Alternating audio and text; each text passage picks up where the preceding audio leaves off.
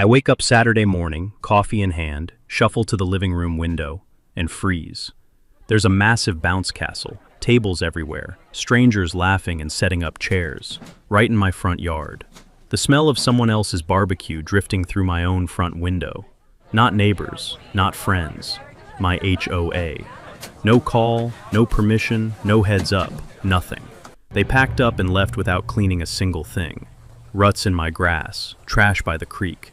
And days later, a $50 fine in my mailbox because my garden hose was coiled incorrectly on my own porch. I fought back the right way. Letters, documentation, every rule in the book. They ignored every single one and announced they were coming back. Same yard, bigger event. That's when I made a phone call. 200 bikers, a wedding, done. Same day, same yard. They had no idea what was coming. What would you have done? Drop it in the comments and tell me, what state are you watching from tonight? My name is Garrett Whitfield, and I've been fighting the good fight on a 1.5-acre property in a subdivision outside Clarksburg, West Virginia, since 2009. I bought the land the old-fashioned way, saved every dollar from 15 years of working railroad maintenance, inherited a modest sum from my late father, God rest him, and paid cash for a corner lot that backs up against a creek and a stand of white oak trees older than the state itself. The house is nothing fancy. 3 bedrooms, a wraparound porch, a detached workshop where I build furniture on weekends. The smell of sawdust and machine oil is basically my cologne at this point. But the land was mine, and that mattered to me in a way that's hard to explain to people who've never scratched and clawed for something. The subdivision, Ridgemont Estates, was quiet when I moved in. Good people, potluck Fridays in the summer, kids on bikes, the distant bark of dogs. But around 2017, the HOA's makeup started shifting. Long-timers retired, moved away, passed on, and into the vacuum stepped Dolores Fitch. Now, I want to be careful here because I don't believe in throwing words around carelessly. But if you looked up petty authority in the dictionary, Dolores's LinkedIn photo would be right there as the illustration. She was a retired county clerk who had spent 3 decades reminding people about forms, deadlines, and proper channels. And she'd loved every second of it. She wore pastel blazers to HOA meetings. She brought a gavel.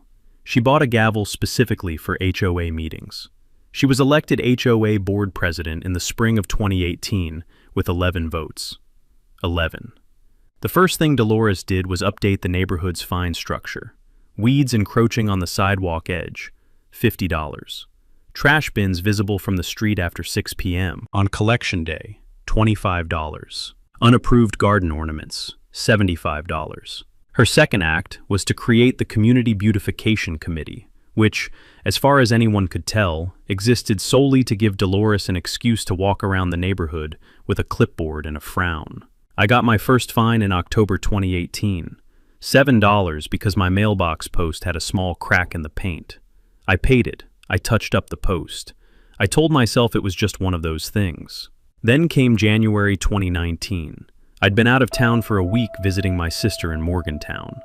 I came back to find a fresh set of tire tracks pressed deep into my front yard's soft January ground. Tracks that curved right up past my oak sapling and looped back out toward the street, inside my fence line, on my property. When I asked around, my neighbor Dale Pruitt told me the HOA had used my corner lot as overflow parking for their annual holiday kickoff social. They'd parked cars across my grass for about 4 hours on a Saturday, left 2 ruts 6 inches deep, and killed a section of zoysia I'd been nursing for 3 summers. No note, no call, no reimbursement offer. I went to the next HOA meeting and raised my hand during open comment. Dolores looked at me over her reading glasses, the way a substitute teacher looks at the kid she's already decided to send to the principal's office. "Mr. Whitfield," she said, "that lot sits adjacent to the HOA common easement. We had every right." She did not have every right, not even close, but I didn't know enough yet to prove it. I just sat there in a folding chair that smelled faintly of old coffee and carpet cleaner, and I felt the specific, burning helplessness of a man who knows he's been wronged and can't yet articulate exactly how. That feeling would stay with me for another 18 months, and then it would light a fuse. I am not a lawyer. I want to be upfront about that. I'm a man who reads, who asks questions, and who has a stubborn refusal to let things go when they don't sit right. So after the parking incident, I started doing what I always do when something bothers me. I got into it. I pulled out my original purchase agreement. I requested a copy of the Ridgemont Estates HOA Covenants, Conditions, and Restrictions, the CC and Rs in the lingo. I requested the HOA's recorded plat map from the county, and I started reading. Here's something most homeowners don't know. Your HOA, CC, and Rs are a contract, both ways. The HOA has to follow its own rules just as much as you do, and if the CC and Rs grant the HOA any kind of easement or access rights over your property, those rights are specifically defined. They don't get to improvise. I found the relevant language in Section 7(4) of Ridgemont's CC and Rs. The association retains a maintenance easement of not more than 4 feet from the outer edge of any HOA designated common area, limited to the purposes of drainage maintenance, utility access, and landscaping of association-owned plantings. That was it. 4 feet. For drainage and utilities, not for parking 40 Honda Civics. I documented the ruts in my yard with photographs. I measured the distance from my fence line to the nearest HOA common area marker, 62 feet. I wrote a formal letter to the HOA board, citing Section 7.4 and requesting acknowledgement that the parking had been unauthorized, plus reimbursement for lawn restoration. I got a quote from a landscaping company, $420. Dolores's written response arrived 11 days later. I still have it framed, honestly. It said, in full, "The board has reviewed your concern and finds no violation of association governing documents. The Ridgemont Estates community spirit depends on all neighbors being willing to contribute to shared events. We trust you understand." Community spirit. I had to put the letter down and go walk around my workshop for 10 minutes before I could see straight. I sent a follow-up letter, this time certified mail, this time with a specific reference to West Virginia Code Section 36B-3-102, which governs HOA authority and the limits of easement rights.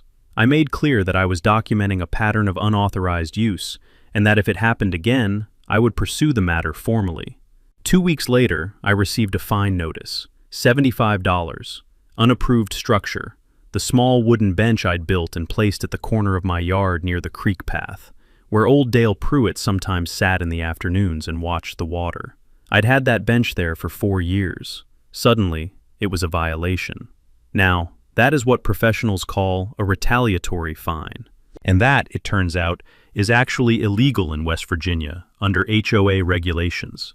Associations cannot levy fines in direct response to a homeowner exercising their rights or filing a complaint. I didn't know that yet, but I was going to find out. I started keeping a log. Every interaction, every letter, every date and time. The log was a simple notebook I kept in the kitchen drawer next to the takeout menus. I wrote in it the way my father used to keep his work journals. Facts only, no editorializing. Dates, dollar amounts, names, direct quotes when I had them. What I didn't realize was that I was building a legal record, the same kind of documentation that lawyers charge $300 an hour to compile. The spring HOA social that year came and went without incident on my property. I thought maybe the certified letter had landed. I thought maybe Dolores had looked up that West Virginia statute and quietly decided the corner lot wasn't worth the trouble. I was wrong. She was just waiting for a bigger occasion. The following September, Ridgemont Estates held its first ever Fall Harvest Neighborhood Festival. Dolores announced it at the August meeting, with the energy of a woman unveiling the Sistine Chapel. Bounce castles, a petting zoo. She specifically said petting zoo, like we were a county fairground. A catered barbecue, live acoustic music, and it was to be held on, she smiled when she said it, the green spaces along the creek corridor, including adjacent corner properties. Adjacent corner properties. There was one corner property with creek access in Ridgemont Estates. Mine. I looked around the room. 12 people in folding chairs, most of them staring at their shoes. Dale Pruitt met my eye and gave me the slow, sad blink of a man who knows exactly what just happened. The smell of burnt Folgers and someone's floral perfume hung in the air like a verdict. I raised my hand. Dolores did not call on me. The meeting was adjourned. I drove home that night with the kind of white-hot clarity that only visits you when someone has pushed past the last reasonable boundary. I called a friend named Beaumont Hadley the next morning. Beau is a semi-retired real estate attorney in Charleston, who I've known since we coached Little League together in the early 2000s. I laid out the whole situation over the phone, and Beau was quiet for a long moment before he said, "Garrett, you've actually been building a pretty solid case here without realizing it." He explained two things that changed the game. First, West Virginia Code Section 36B-3-107 specifically states that an HOA cannot use, occupy, or access private property beyond its recorded easement without written consent of the property owner. Violation of this provision can result in the HOA being liable for trespass, including damages and attorney's fees. The key phrase there is attorney's fees, because that's the lever that actually makes HOA boards nervous. It's one thing to face a fine dispute. It's another to face a lawsuit where, if they lose, they personally pay the winning side's legal costs. Second, Beau pointed out something I'd missed in my own CC and RS. Section 12.2, buried near the back. Board members may be held individually liable for decisions made in violation of state law or outside the scope of their authority as defined herein. Individual liability, not just the HOA as an entity, Dolores personally. Legal takeaway. When an HOA acts outside its recorded easement and ignores written objection, it's not just a civil disagreement. It can become a trespass claim with personal liability for board members. Beau drafted me a letter, professional letterhead, cited both statutes, stated clearly that any use of my property for the Fall Harvest Festival without my express written consent would constitute trespass under West Virginia law, and that I was prepared to seek both compensatory and punitive damages, plus attorney's fees. He also noted, politely, that he'd be happy to discuss this with the HOA's legal counsel directly. I hand-delivered a copy to Dolores's door. I also certified mailed a copy to the HOA's registered agent, which I'd looked up through the West Virginia Secretary of State's business registration database. Another free public record most people don't know exists. Dolores's response this time was faster. 3 days, hand-delivered to my door by her teenage nephew, who looked as enthusiastic about this errand as you'd expect. The letter said the board had consulted its own resources and determined that the community festival fell within the scope of HOA community activities, as described in Article 3 of the CC&Rs. It also noted, with what I can only describe as remarkable audacity, that my refusal to participate in community events was being noted, in a letter, from a homeowners association president who bought her own gavel. I called Beau back. He laughed for about 30 seconds straight. Then he told me to keep the letter, and said the phrase noted in that context was meaningless legal chaff, the HOA equivalent of a kid saying, "I know you are, but what am I?" More importantly, Beau pointed out that this letter actually helped us. By asserting in writing that they had the authority to use my property and citing a specific and incorrect CC&R provision, the board was doubling down on a legally indefensible position. In a future legal action, that letter would be evidence of willful disregard of state law, which could strengthen a punitive damages claim. The chessboard was being set. Dolores was playing checkers. Meanwhile, I started making some calls of my own. My cousin Terrence works in event coordination and has contacts throughout the Tri-County area. I called him not because I had a plan yet, but because a thought was forming in the back of my mind. Something about property rights, and the specific power that ownership gives you when you choose to exercise it deliberately. "Let me ask you something theoretical," I said to Terrence. "If a private landowner wanted to rent their property for a large private event, music, guests, maybe some pyrotechnics, what would that involve, legally and logistically?" Terrence went quiet. Then he said, "Garrett, are you about to do what I think you're about to do? Just answer the question." He answered the question. It took 45 minutes and I took 4 pages of notes. The festival was scheduled for the last Saturday of October. I had 7 weeks. I was going to need every one of them. The HOA mailed their festival invitations to the entire neighborhood in early October. Full-color flyers, somebody spent money on those, with an illustrated creek scene and the Ridgemont Estates seal at the top. Community festival, family fun, catered barbecue, live music, Saturday, October 25th. 11 a.m. to 5 p.m. The creek corridor and adjacent green spaces. Adjacent green spaces. Still my yard. Still no call. I put the flyer on my refrigerator with a magnet. I looked at it every morning while I drank my coffee. Some people do vision boards. I had a flyer from a woman who thought she could borrow my land. By this point, I'd done something I probably should have done years earlier. I had a genuine, recorded property survey conducted. I hired Pemberton Land Surveying out of Clarksburg, $280, and had every inch of my 1.5 acres formally staked and documented. The survey confirmed what I already knew. My property line ran exactly where I said it did, and there was no HOA easement extending anywhere near the area Dolores had designated as adjacent green spaces. Zero. Nothing. Not 4 feet. Not 4 inches. The survey gave me something almost as valuable as the legal documentation. It gave me orange survey stakes. Bright orange, 3 feet tall, planted every 8 feet along my entire property boundary. When you drove down the street, you couldn't miss them. They looked like tiny, official, bureaucratic middle fingers. Dolores sent a representative, a nervous man named Craig from the beautification committee, to ask if I'd be relocating the survey markers before the festival.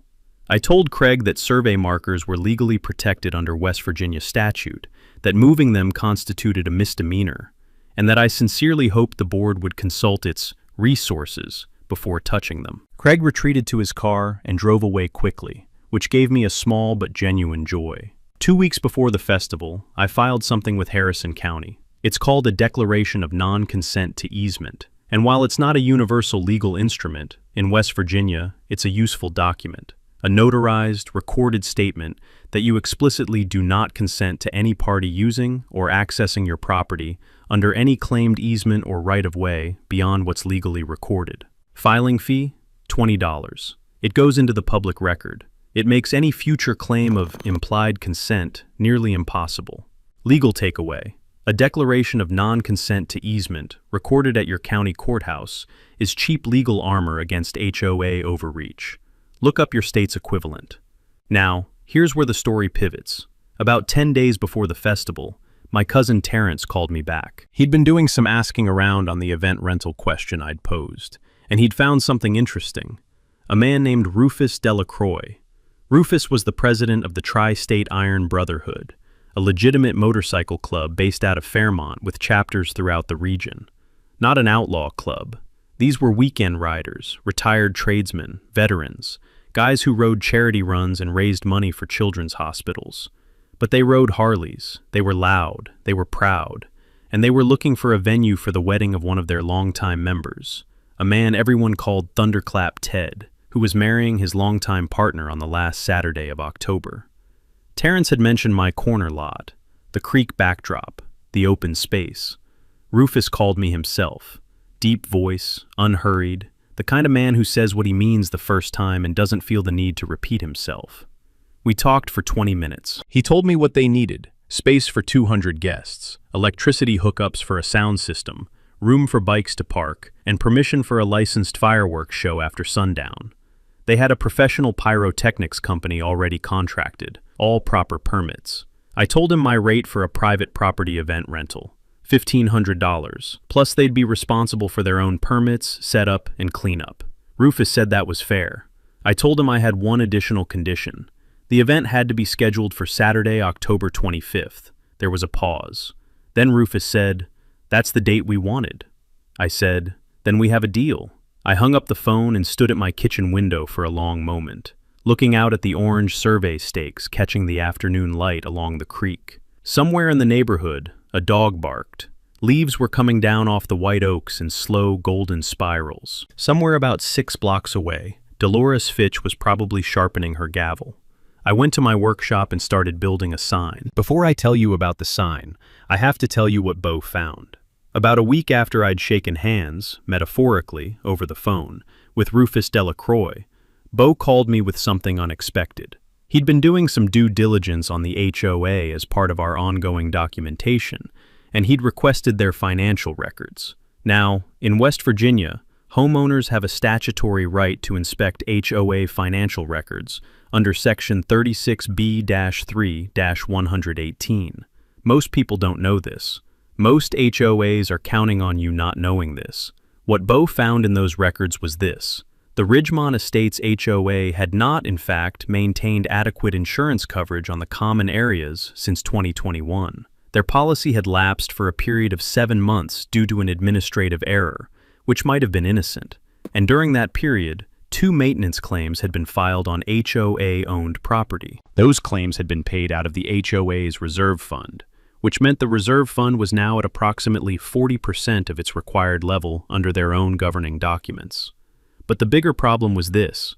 The HOA's current event liability insurance, the coverage they'd need to host a festival with a petting zoo, catered food, and a bounce castle, had a specific exclusion. It excluded coverage for events held on non-HOA property. Events held on private property, accessed without written consent, would not be covered. If someone got hurt at the Fall Harvest Festival, if a child tripped on one of my survey stakes in the dark, if the petting zoo's goat bit somebody's kid on my side of the property line, Dolores and the board would be personally exposed. Now, I want to be clear. I didn't want anyone to get hurt. That's not what this was about. But Bo explained that this insurance gap was actually the most powerful piece of ammunition I had, because it gave me a legitimate safety argument, not just a property rights argument. I could go to the board, lay this on the table, and watch the color drain out of their faces.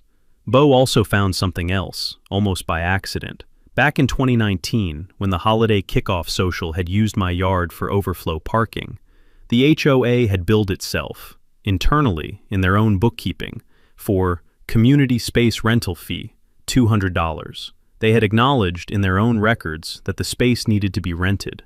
They just hadn't rented it from me. They'd paid the fee to themselves as a line item, presumably to keep it off the formal ledger. That internal accounting entry was either the sloppiest bookkeeping in HOA history or the most quietly incriminating document I'd ever seen. Bo said, quietly, "They knew it wasn't their property. They just didn't think you'd ever look." I sat with that for a minute. The tick of the clock on my kitchen wall, the faint smell of wood shavings drifting in from the workshop where I'd been sanding all morning. The weight of 5 years of fines and form letters and folding chair frustrations settling into something solid and purposeful. "Okay," I said. "I want to send the board a letter, before the 25th. I want them to know what we found. The insurance gap, the accounting entry, all of it. I want them to have the chance to cancel the festival." Bo understood exactly what I was doing. He said, "You're giving them the exit ramp." "Yes," I said. "Because when they don't take it, there's no defense left." They didn't take it. Dolores sent back a 3-sentence response, calling our claims speculative and our concerns noted. There was that word again. There's a certain kind of focused satisfaction that comes from preparing for something you know is right. Not reckless, not angry, just methodical. Like laying out tools before a job, each one in its place, everything you need within reach and nothing wasted. The 2 weeks before October 25th were the best 2 weeks I'd had in years. First, the permits. My cousin Terrence had walked me through this already, but I want to explain it clearly because it matters. If you want to host a large private event on your land, you need to think in 3 layers: local zoning, county permits, and state-specific requirements. In Harrison County, an outdoor private event with over 100 guests technically requires a special event notification filed with the county office, not a full permit, just a notification with a site plan attached. Cost, $0. I filed it on a Tuesday morning. The county clerk stamped it without blinking. The fireworks were a separate track. Rufus's pyrotechnics company, Mountaineer Pyro, out of Grafton, was already fully licensed at the state level. They just needed the landowner's written authorization, which I provided, and a copy of the county notification, which I attached. Their lead technician, a compact, serious man named Harlan, came out to walk the property on a Wednesday. He wore steel-toed boots, smelled permanently of sulfur, and spoke about fireworks the way a sommelier speaks about wine. Precise, reverent. He laid out a safety perimeter around the launch site at the far end of my property from the creek, staked it with yellow flags, and told me the show would be visible from a 3-mile radius. 3 miles. I asked if that was normal. He looked at me like I'd asked if water was wet. The sound system was Rufus's operation. They had their own rig, a trailer-mounted PA that one of the Brotherhood members used for outdoor concerts. When they rolled it onto my property during the Friday setup, the crunch of gravel under the tires and the low mechanical thud of the trailer hitch releasing sounded, to me, like the opening notes of something long overdue. Now here's the part Bo handled while I handled the physical logistics. The legal documentation trifecta. 3 things went out certified mail, return receipt requested, by October 15th. 1.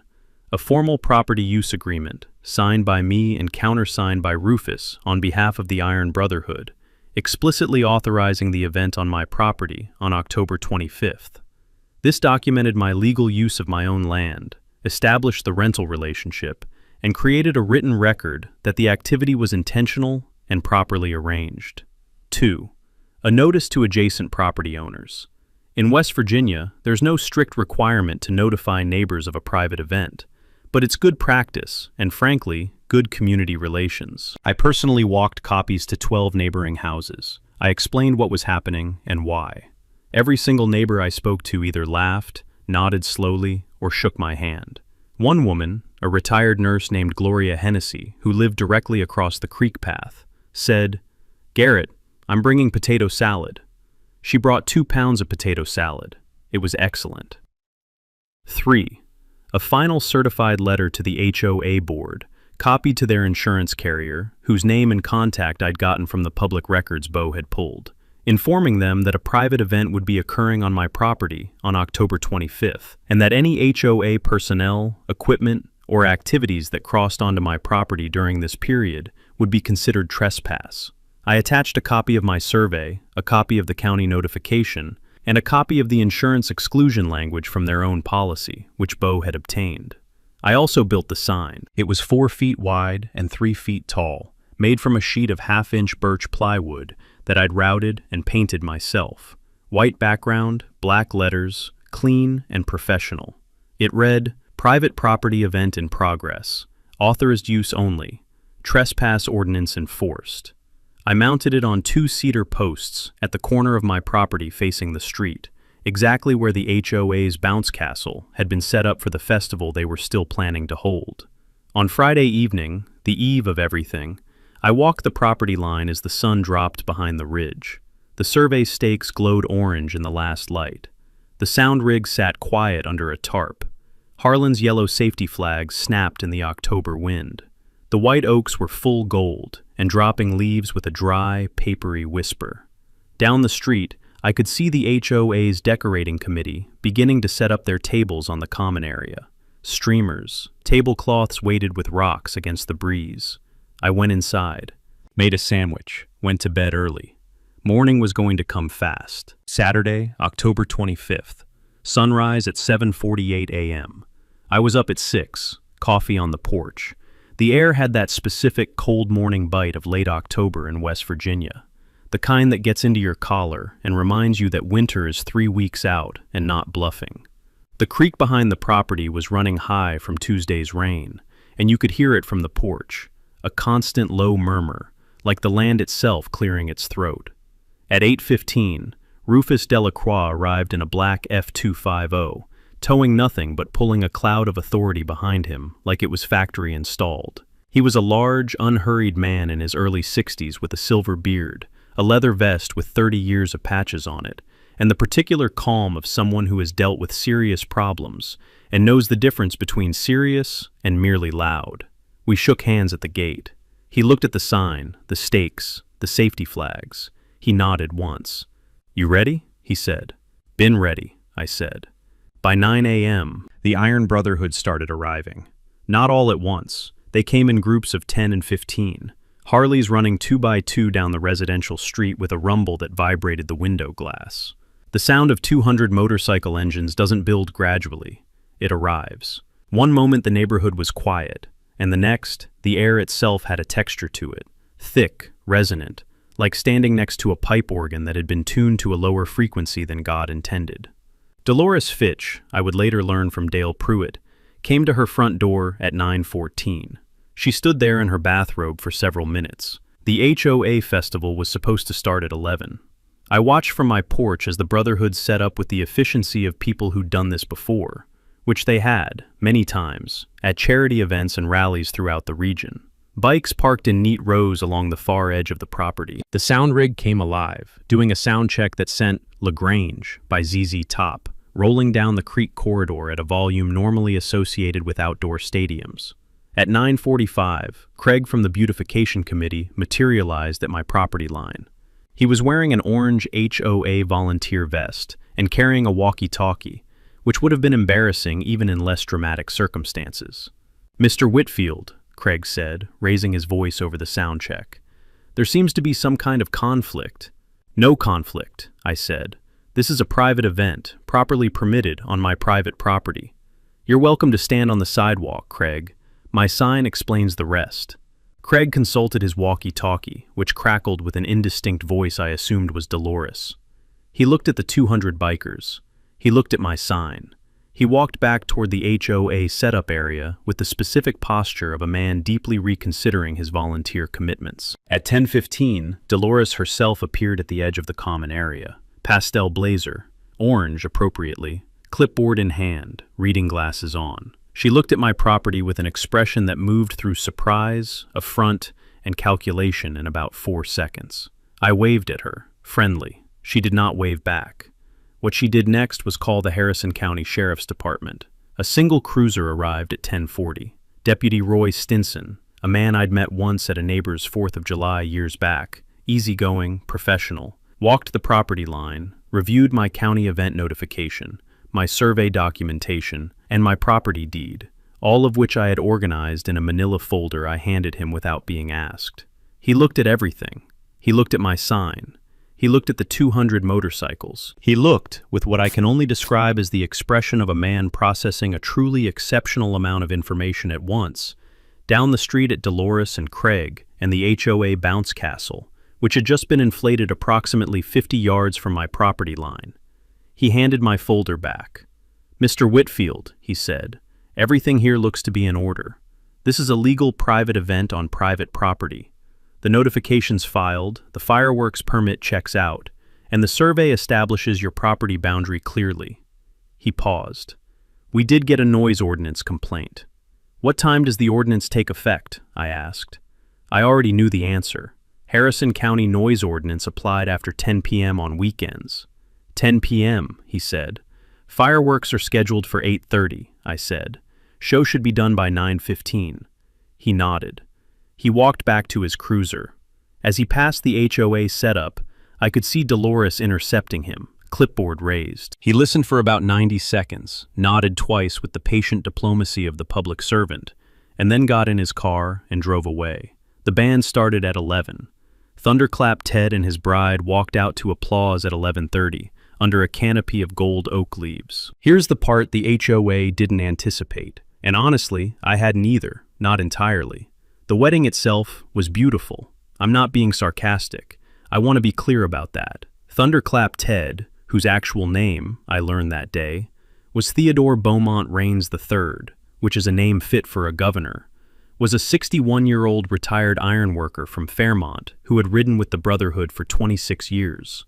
His bride, Wanda Louise Kapowski, was a retired school librarian who had met Ted at a charity ride for the Appalachian Children's Hospital in 2019. She arrived on the back of a purple softail with a veil that absolutely should not have worked aerodynamically and somehow looked magnificent. There were 200 people on my property who were, to a one, the most genuinely good-natured crowd I've ever been part of. They picked up every piece of trash they set down. They stayed within the flagged perimeters. They waved at the neighbors walking their dogs on the creek path. Gloria Hennessy arrived at noon with her potato salad and somehow ended up at the reception table next to Wanda's mother. On the other side of the street, the HOA's Fall Harvest Festival was proceeding with the enthusiasm of a required meeting. The bounce castle bobbed in the wind. A man in a white apron presided over a catering setup with the expression of someone who had been told there'd be more people. A quartet of children ran in listless circles around the petting zoo's single, judgmental goat.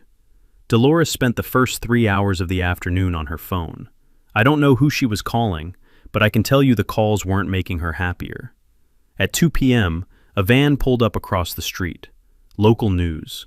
Channel 7 out of Clarksburg. a reporter named Shelley Okafor, and a camera operator. They'd been tipped off, and here I should be transparent. The tip came from my neighbor Dale Pruitt, who had worked 30 years in county government and had a nose for a story worth telling. Dale had called the station the day before and described the situation in what he later told me were carefully chosen, legally neutral terms. Shelley Okafor was sharp. She talked to the Brotherhood members. She talked to Wanda and Ted.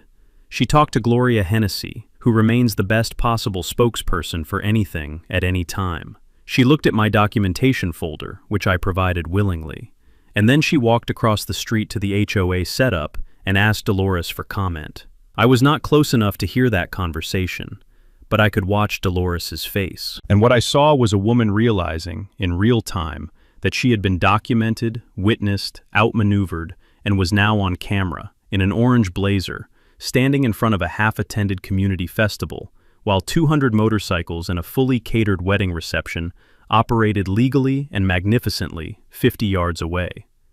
The camera rolled. Dolores spoke. I don't know what she said. I was told later by Shelley Okafor that it was mostly incoherent, something about community standards and proper channels and the spirit of the neighborhood, none of which constituted a quote the station could use without significant editorial context. Meanwhile, Dolores had attempted one final play. Sometime around noon, Craig and 2 other HOA volunteers had moved a folding table, one of the festival tables, across the property line and onto my land, about 3 feet across. I assume this was meant as some kind of territorial statement, or perhaps an attempt to establish some precedent of access. I took a photograph, date stamped. I walked over, introduced myself pleasantly to the volunteers, explained that the table was on my property per the survey, and asked them to move it back. They did so immediately. Craig looked relieved by the clear instruction. I added the photograph to the documentation folder. The sun started dropping around 4:30. The trees went from gold to copper. The creek caught the light in long, flat glints. The band shifted from country covers to classic rock, and then into something slower and warmer, as Ted and Wanda took the floor for their first dance. An open patch of my yard near the creek path that Terrence had strung with Edison bulbs the night before. The whole neighborhood could see it. I watched Dale Pruitt lean on his fence post, watching them dance, and I saw him smile in a way I hadn't seen in a few years. At 8:25, Harlan's crew moved into position. At 8:30 exactly, the first shell went up. I want you to understand what a professionally executed fireworks display sounds like from the inside of it. Not from a blanket on a hill half a mile away, not through a car window, from 75 feet behind the launch mortar, with 200 people around you who've been celebrating for 9 hours and have collectively decided that joy is the appropriate response to existence. The first shell went up with a thump you feel in your sternum, not just hear, feel, and burst 200 feet overhead in a cascading white chrysanthemum that lit the creek, the white oaks, and the entire creek corridor in a flash of cold light. The smoke drifted back down in a sulfur and cedar smoke mix that I will associate for the rest of my life with the specific satisfaction of being completely, documentably, right. The display ran 45 minutes. At 8 minutes in, I walked to the front edge of my property and looked down the street. The HOA festival had ended. They'd packed up around 5, most of the setup already gone. But the neighbors were out. Every house on the block had people on their porches, in their driveways, on the sidewalk. Kids on shoulders, dogs sitting at attention, heads tilted. The rockets went up in 3s and 6s, color bursting against color, the deep concussive whump of each shell rolling down the valley. Dolores Fitch was in her driveway, in the orange blazer, arms crossed, watching the sky above my property the way a person watches a thing they cannot stop and cannot ignore. Shelley Okafor and the Channel 7 camera were still there, getting B-roll of the show.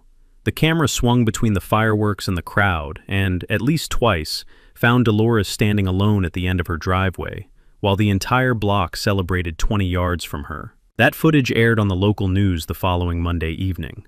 The story Shelley ran was careful and fair. It covered the property rights dispute, quoted from Bo's legal analysis, which he agreed to provide on background, featured a short interview with Rufus explaining the Iron Brotherhood's event and Ted and Wanda's wedding, and noted, with a kind of journalistic understatement that I found more effective than any grandstanding, that the HOA board had declined to comment on the insurance gap and the internal accounting entry that showed a self-paid space rental fee for my property in 2019.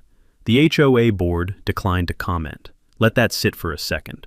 The following Wednesday, Bo received a call from a property law attorney in Morgantown who said he'd been retained by the Ridgemont Estates HOA board in an advisory capacity.